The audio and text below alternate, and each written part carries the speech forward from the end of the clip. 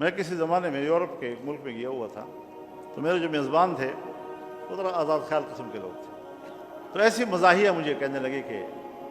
مولوی صاحب آپ لوگ مسجد میں بیٹھ کر صبح سے شام تک ایک ہی سبق ہمیں پڑھاتے ہیں، بندگی اور بندگی اور اللہ کی بندگی اور اللہ کی بندگی اور بندگی اور بندگی، تو یہ غلامانہ ذہنیت تو آپ ہمیں دیتے ہیں، اور پھر روڈوں پر نکل کر آپ لوگ آزادی کی بات بھی کرتے ہیں۔ تو ہمارے معاشرے میں جو عبدیت کا تصور ہے اور بندگی کا تصور ہے اور غلامی کا تصور ہے، یہ تو علماء کرام ہمیں دیتے ہیں۔ اب عجیب سے سوال ان کے دماغ میں آ گیا، کیا کر سکتے ہیں؟ تو میں نے کہا کہ یہ بات نہیں ہے، آپ سمجھے نہیں ہیں اس چیز کو، ہم بات کرتے ہیں اللہ کی بندگی کی۔ اب اس کی مثال ہم اپنے خاندان میں لیتے ہیں۔ خاندان میں ہمارا ایک باپ ہوتا ہے، خاندانی زندگی میں ہمارا ایک باپ ہوتا ہے، ایک باپ۔ جس طرح خاندان میں ہمارا باپ ایک ہے کہ جو ہمارے ظاہری تخلیق کا سبب بنا ہے، اسی طرح کائنات کا خالق بھی ایک ہے۔ اب گھر میں جو آپ کا باپ ہے، جس کے سبب سے آپ دنیا میں آئے ہیں، جو اولاد اپنے والد کی فرما بردار ہو، اس کا ہر حکم مانتا ہو، اپنے والد کی زمین پہ محنت کرتا ہو، اپنے والد کے کارخانے کو چلاتا ہو،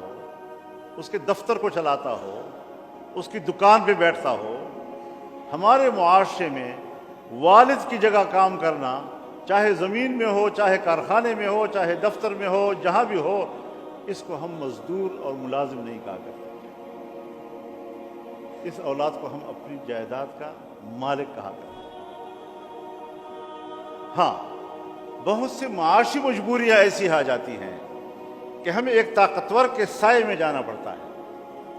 اور اس کے جا کر پھر ہم ان کی نوکری بھی کرتے ہیں، ہمیں ملازم بھی کہا جاتا ہے، ہمیں سرونٹ بھی کہا جاتا ہے، اور جو بھی نام معاشرے میں مشہور ہیں وہ سارے ہمارے اوپر منطبق ہو جاتے ہیں۔ تو اسی طرح جو قومیں ایک اللہ خالق کائنات کی اطاعت کرتی نظر آئیں، وہی قومیں آزاد قومیں کہلاتی ہیں، اور جو انسانوں کے نظام کے تابع زندگی گزارتے ہیں وہ غلام قومیں کہلائیں۔ لہذا اسلام اللہ کا دین ہے، اور اللہ کے دین کی پیروی کرنا یہ تو بالکل ایسا ہی ہے جیسے معاشرے میں ہم اپنے باپ کی فرمانبرداری کرتے ہیں، اور وہ ہمارے لیے حسن ہوتا ہے، اس پہ اولاد کی تعریف کی جاتی ہے، بہت فرمانبردار بچہ ہے ماشاءاللہ، اپنے باپ کے کسی حکم کو نہیں ٹالتا، اپنے باپ کے اشارے پر عمل کرتا ہے، یہ تو حسن ہے معاشرے کا، انسانیت کا۔ تو اگر کوئی قوم وہ اپنے رب کی اطاعت کرتے ہوئے نظر آئے تو اس قوم کا حسن ہوتا ہے، یہ اس کی آزادی کی علامت ہوتی ہے۔ تو ہمارے اکابر اور ہمارے دین نے بھی یہ آزادی ہمیں